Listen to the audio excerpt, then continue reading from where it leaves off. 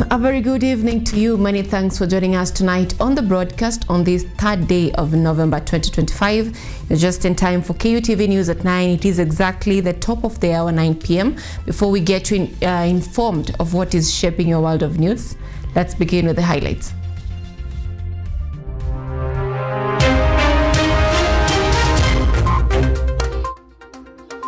President Samia Suluhu officially sworn in for the second term as president of Tanzania, despite unrest witnessed in parts of the country.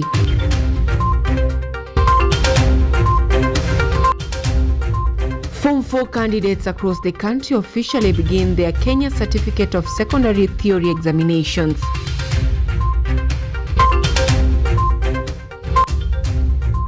President Ruto launches sustainable green fertilizer production project aimed at reducing the cost of fertilizer and promoting eco-friendly farming practices. The government continues to assure ongoing rescue efforts in Elgeyo Marakwet following the tragic landslide that has so far claimed 29 lives.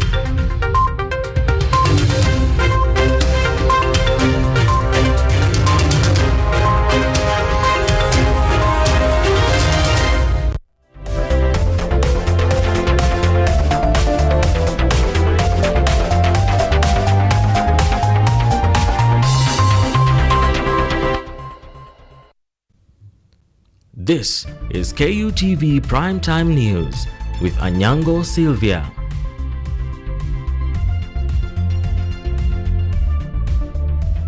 That is right. On the sign language interpretation tonight, we have Naomi Ombui. Remember, this broadcast is also coming to you live on YouTube at KUTV News Kenya, and you can also interact with us on our social media platforms, that is on X at KUTV_Kenya or at Anyango Sylvia KE.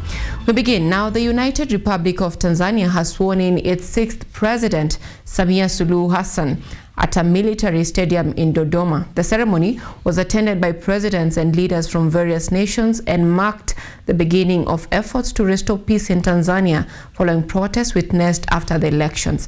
Edward Nyamu kicks us off tonight. Mimi Samia Suluhu Hassan naapa kwamba nitakuwa mwaminifu kwa Jamhuri ya Muungano wa Tanzania na kuitumikia kwa moyo wangu wote, na kwamba nitaihifadhi, nitailinda na kuitetea Katiba ya Jamhuri ya Muungano wa Tanzania kwa mujibu wa sheria iliyowekwa.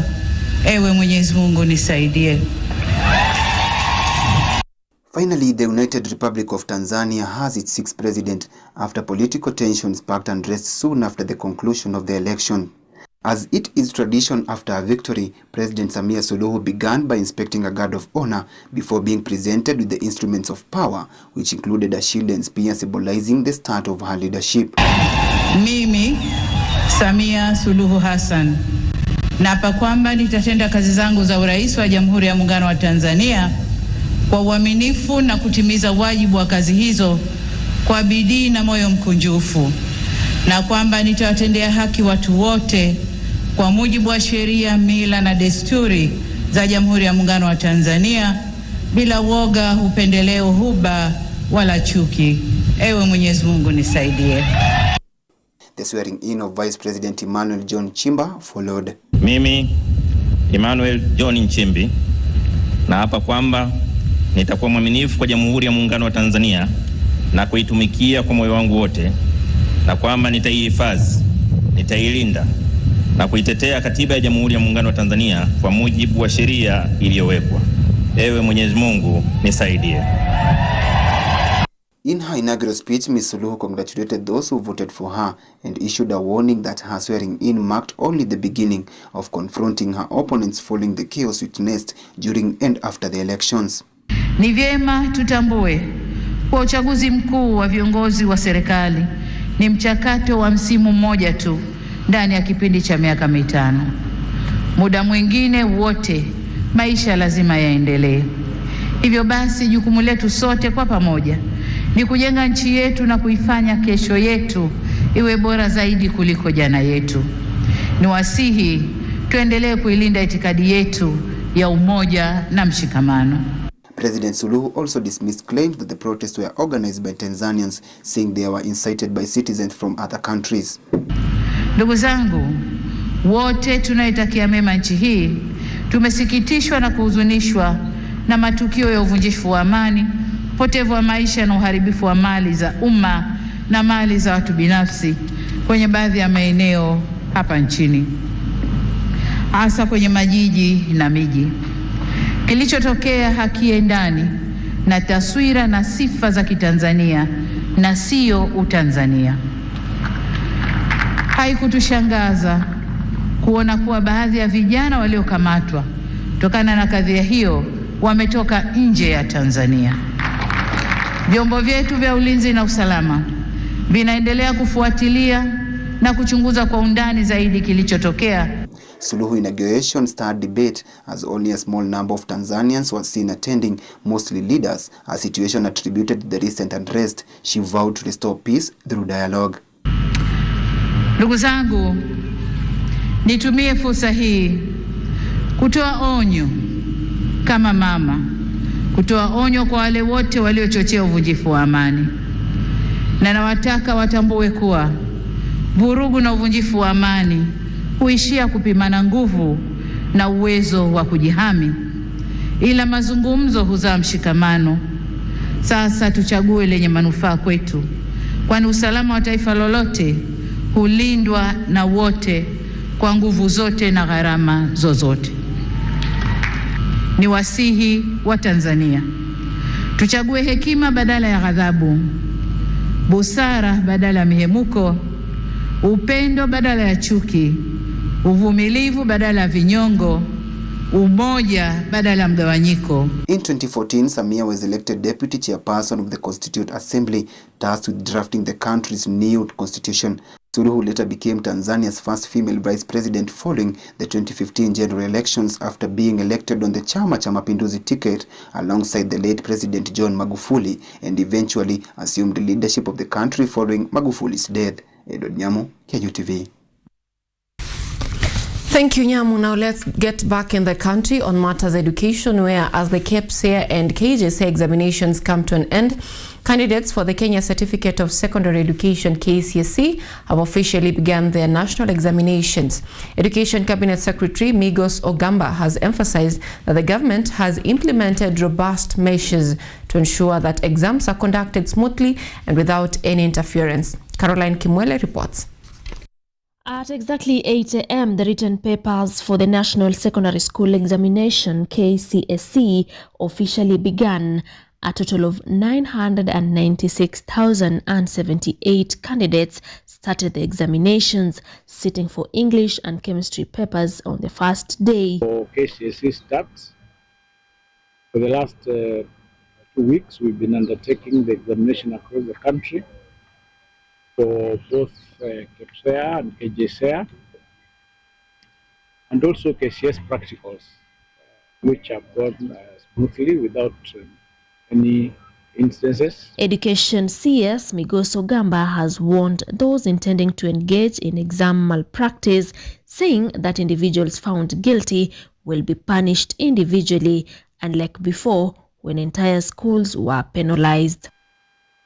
We are discouraging anyone engaging in any sort of malpractice or irregularity during this examination period.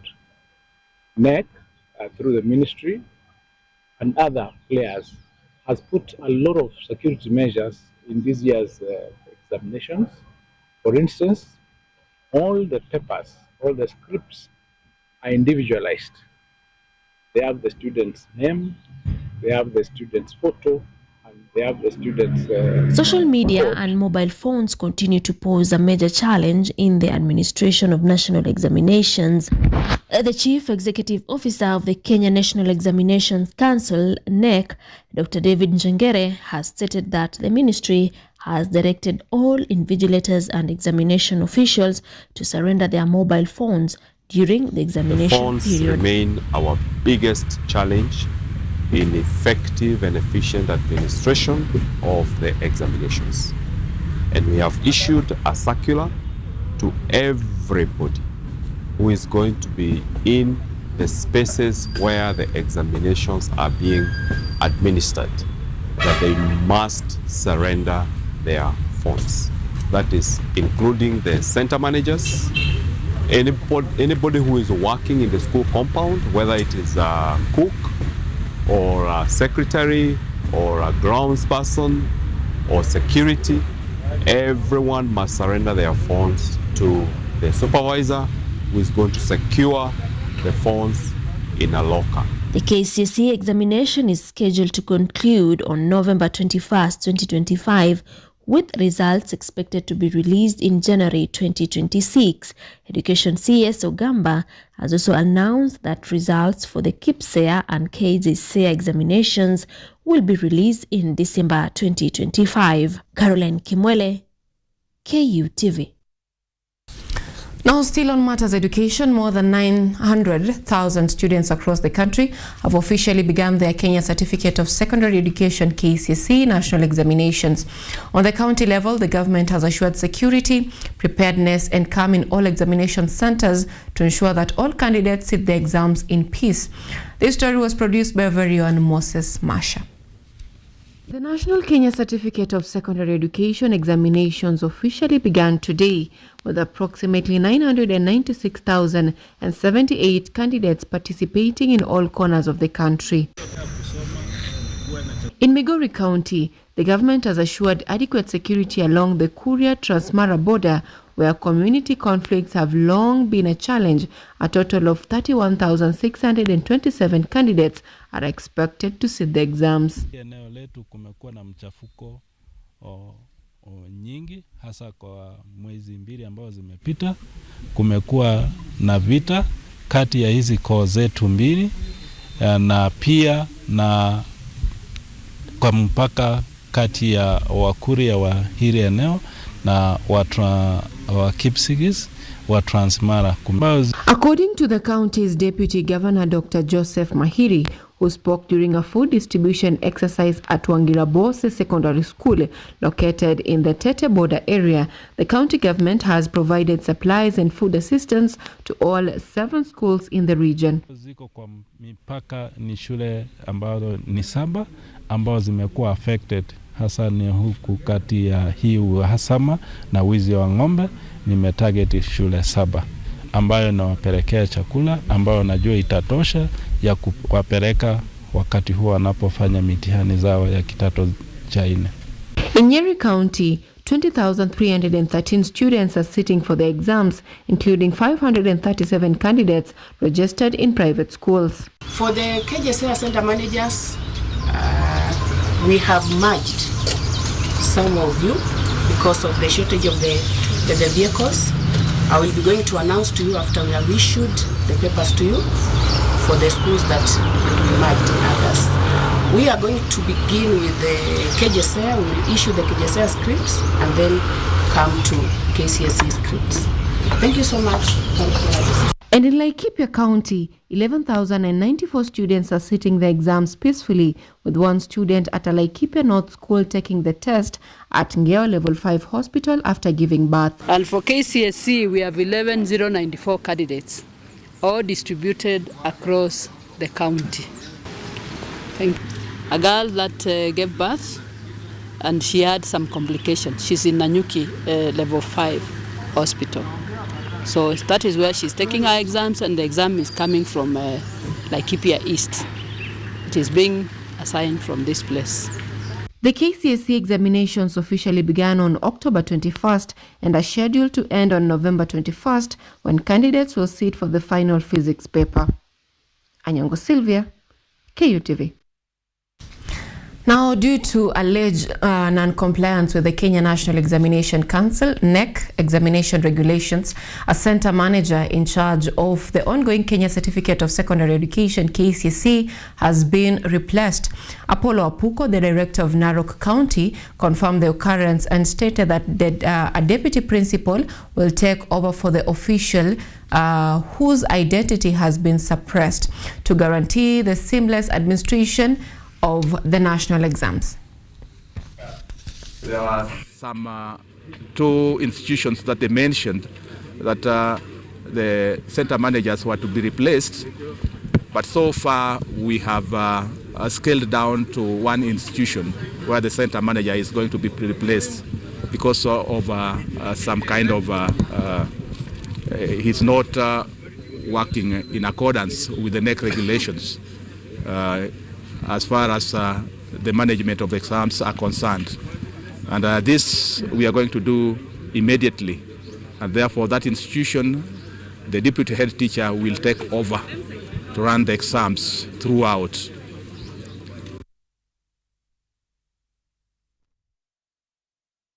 Now let's get a step higher, where Education Cabinet Secretary Julius Migos Ogamba has appealed to the university lecturers to call off their 2-month strike that has disrupted learning across public universities. Speaking in Kwale County during the launch of the Kenya Certificate of Secondary Education KCSE examination, the CS assured that the government is ready to hold talks to resolve the stalemate. Ogamba said the arrears owed to lecturers stem from pending bills not budgeted for in the current financial year. He confirmed plans for a joint meeting with the representatives from university unions, the Treasury and the Salaries and Remuneration Commission in Parliament to chart a way forward on implementing the 2017-2021 collective bargaining agreement, where lecturers are demanding 7.9 billion Kenyan shillings in full payment. That the difficulty is not that the government doesn't want to pay the 7.7, but the funds are not available to be paid because they were not budgeted for.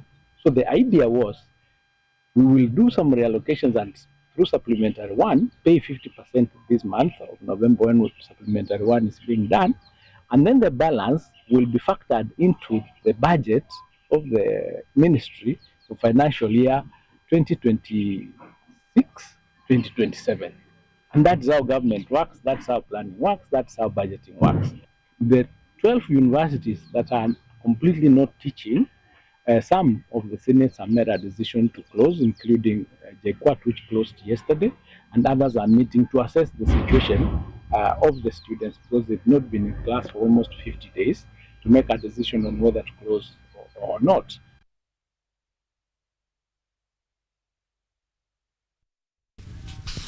Now on that note, we are taking the very first break on the broadcast tonight. Stay with us.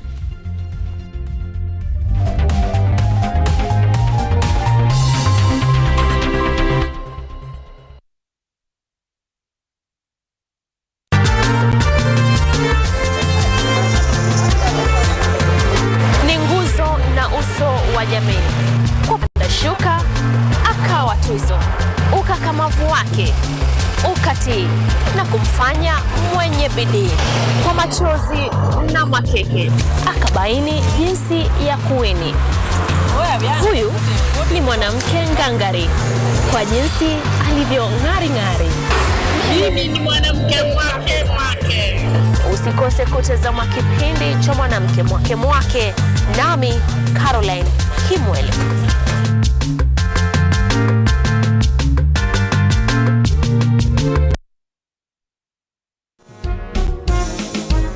A new era, a new people. This is the Law Matters Show.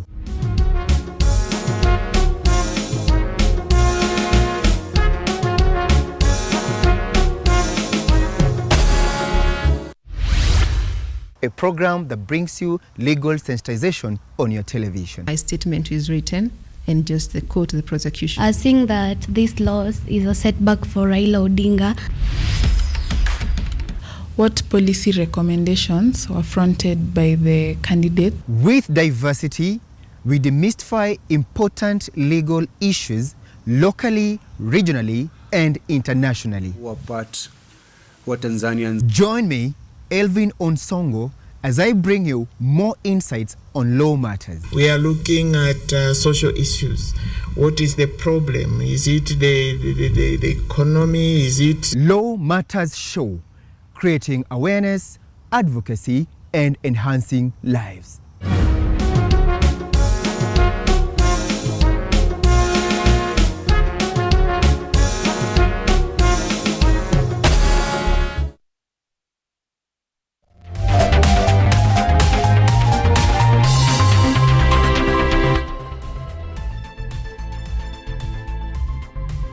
You are watching KUTV Primetime News with Anyango, Sylvia.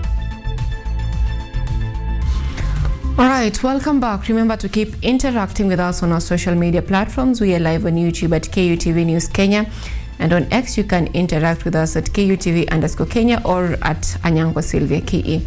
Now moving on with the broadcast tonight, Kenya is taking a major step towards sustainable agriculture with the launch of a green fertilizer project in partnership with Kenya Electricity Generating Company, KenGen. President William Ruto announced the initiative at the Kaishan Olkaria geothermal plant in Nakuru County, promising affordable fertilizer for farmers and a boost to local food production. For the first time in the African soil, fertilizer will be produced from ammonia that is coming from green energy. At Nakuru County's geothermal hub, President William Ruto unveiled plans to produce green fertilizer locally, easing the financial burden on farmers and reducing Kenya's reliance on imported fertilizer. The project, in collaboration with various investors, will leverage geothermal energy to power environmentally friendly manufacturing processes. Employees for the project. Thank you very much. According to Ruto, the project's goal is to provide affordable fertilizer to help reduce costs for Kenyans farmers. He explained that by boosting food production through sustainable local fertilizer manufacturing, Kenya can strengthen its agricultural sector, ensure food security, and reduce dependence on imported products. For record, we spend close to 80 billion shillings every year to import fertilizer to Kenya. And I speak so passionately as a farmer myself that we will now have fertilizer that is not imported, and 480 metric tons is close to 9.2 million 50 kilogram bags of fertilizer. But much more importantly, it's going to save us on our foreign exchange. We will not be using our foreign exchange to import fertilizer. We will be producing fertilizer from our own resources.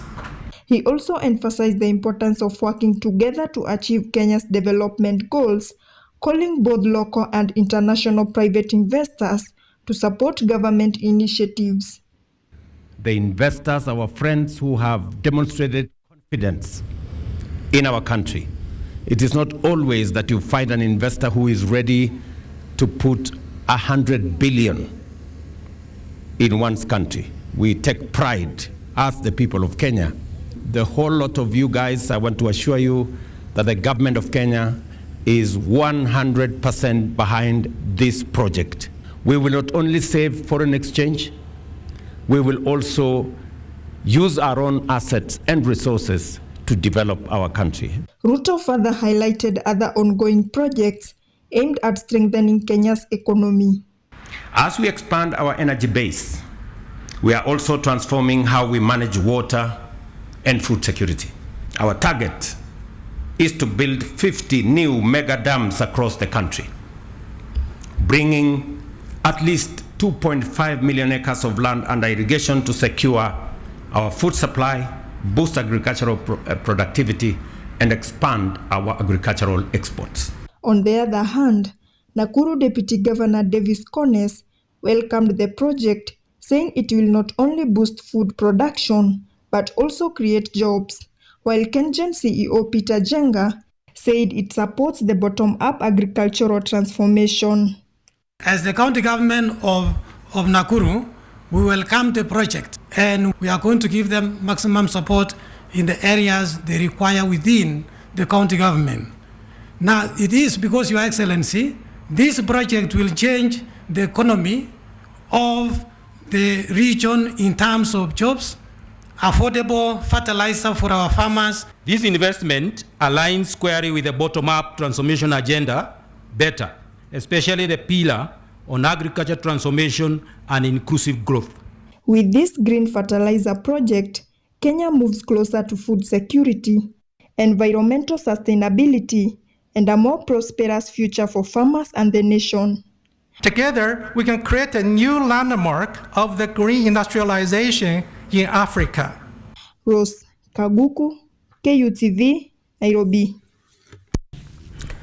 Thank you, Rose. Now on to still a tragic news in the country. The government has stepped up rescue and humanitarian operations in Elgeyo Marakwet County following devastating landslides and flash floods, which was caused by heavy rainfall and deforestation, triggering deadly landslides. The landslide has claimed at least 29 lives, left dozens missing, and displaced hundreds of residents.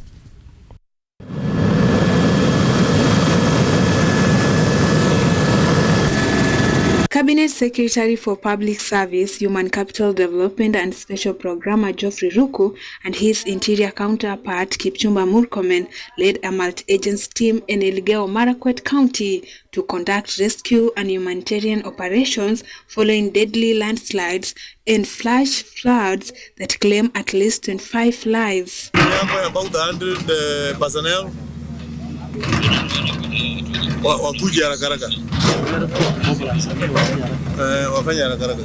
Ruko said that the government official and disaster response units have camped in the affected areas to oversee the rescue and recovery mission, assuring families that no effort will be spared to locate the missing and provide relief. Pole yote ni ya Mungu, lakini vile vile tuzingatie maneno ya climate change.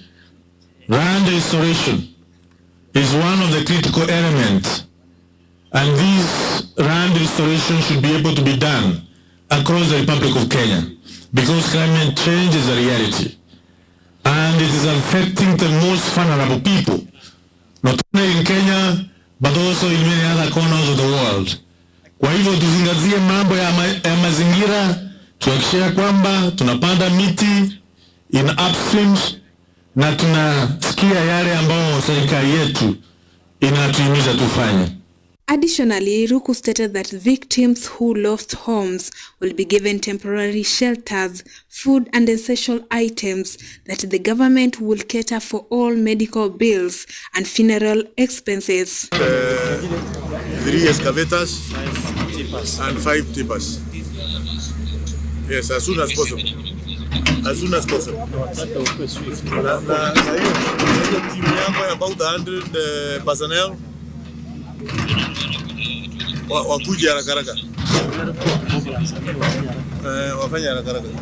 On the other hand, Murkomen said the Interior Ministry had mobilized security agencies, including the Kenya Defence Forces, the National Police Service, and the Kenya Red Cross, to assist in the rescue mission, restore order, and prevent further loss of life. He added that despite destroyed roads and disrupted communication, rescue teams were working tirelessly to save lives. Wanaondolewa kwa sehemu ambazo ziko na hatari. Tukiona sehemu inawezanyesha na ikatike, tunataka watu waondolewe. Tayari CS Ruku atakuja kusema hapa, kuna mipango ya kuhakikisha vile tutasupport wale ambao wataafu kujenga makao mapya, na tukiwa tunasaidia hawa, tunataka kuwaondoa kwa sehemu ngumu ili tuweze tukasaidiana pamoja. As I said yesterday and I'll repeat here, I don't know, ni kweli ile Kangoko amesema ile tunatoa kidogo hapa itasaidia logistics hapa, hiyo ni ya kutoa kwa mifuko yetu, lakini serikali itagharamia mambo ya hospitali na mambo mengine hii yote ya mazishi. Tutahakikisha kwamba tumegharamia kama serikali kuhakikisha watu wetu wamewekwa kwa njia salama. The government reaffirmed its commitment to restoring normalize, supporting victims and rebuilding Marakwet with unity, resilience and compassion. Rael Makona, KUTV. Now let's get a little bit of politics. The United Opposition has reaffirmed its commitment to fronting a single presidential candidate to face President William Ruto in the 2027 general election. Speaking during a joint press conference in Nairobi, the leaders dismissed claims by President William Ruto that he lacks a worthy opponent following the death of ODM leader Raila Odinga. They stated that the ongoing by-elections are a test run for their 2027 strategy. In a show of solidarity, the coalition unveiled joint candidates for Malava, Magarini and Mbeere North, vowing to conduct united campaigns across the country. We put our candidates together because their combined vote is a sure winner in Magarini. We in DCP have been overwhelmed by that very gracious action. Again, we thank Wiper Party for the gracious decision in Narok Township to cede ground to DCP. And it is in the same spirit that DCP has ceded ground in Malava, in Mbeere North. We want to inform the people of Kenya that the formula of getting a single presidential candidate to face William Ruto is on course. And for those who have been in doubt, what is happening in these by-elections is a dress rehearsal of the formula and the mechanism to get a single presidential candidate to face William Ruto. And we want to assure the people of Kenya, come rain or shine, we are determined, as we have been told by the people of Kenya, that they want one single presidential candidate to face William Ruto. And the people of Kenya have gone nowhere. We are just doing what the people of Kenya want. We have sufficient, clear instructions from the people of Kenya. So William Ruto, much as you seem to celebrate the death of Raila Odinga, as you have rightly said that you are quite happy now that you have no other opponent. Your opponent is not ourselves here. It is the people of Kenya, and they are in millions. And be prepared to face them as when the day comes. All right, now Mombasa journalists participated in a non-violent parade through the city center to commemorate the International Day to End Impunity for Crimes Against Journalists, joining their global counterparts. Speaking at the event, Mombasa Senator Mohamed Faki stated that the remembrance served as a reminder of the increasing difficulties faced by journalists around the world. He condemned tight media rules in neighboring countries like Tanzania and mentioned the recent murders of journalists covering conflicts like Gaza. Every year on November 2nd, the International Day to End Impunity for Crimes Against Journalists is marked with the goal of encouraging accountability and shielding journalists from threats, violence, and illegal prosecution across the globe. Tungependa kusema kwamba wanahabari wanaweza kupata changamoto mingi kwa huu mwaka uliokwisha, tukiona wengi waliuliwa kule Gaza na kwengineko. Na mpaka sasa bado pia mambo kama haya yanaendelea. Kwa mfano, jirani yetu hapa Tanzania, wanahabari wanapata matatizo ya kuweza kuripoti matukio kwa sababu ya sheria ngumu ambazo zimewekwa na serikali ya Tanzania. Kwa hivyo tungependa kutoa wito kwa serikali ya Kenya pamoja na Jumuiya ya Afrika Mashariki kwamba waingilie kati masuala ya Tanzania ili kuona kwamba kunakuwa na amani katika nchi hiyo, kwa sababu sisi tumeungana pamoja kama East African Community na tumekuwa ni kiungo kimoja. Kwa hivyo Tanzania ikiwa na shida, ni jumuiya nzima ya Afrika Mashariki iko na shida.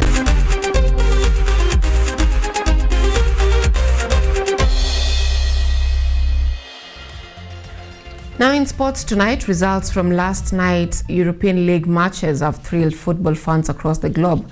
At the Etihad Stadium, Manchester City defeated Bournemouth 3-1, keeping their Premier League title hopes very much alive.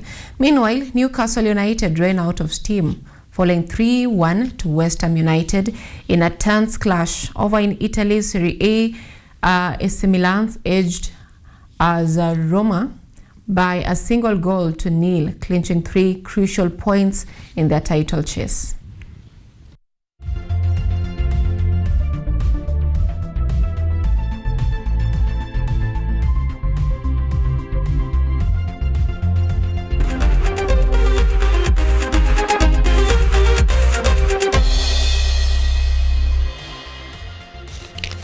Now that brings us to the end of our broadcast tonight. Thank you so much for choosing our news. On behalf of the production team, led by my producer Edward Nyamu and director Mutegi K. Martin, thank you for choosing our news tonight. Our sign language interpreter tonight is Naomi Ombui, and I'm Anyango Sylvia. Have a good night.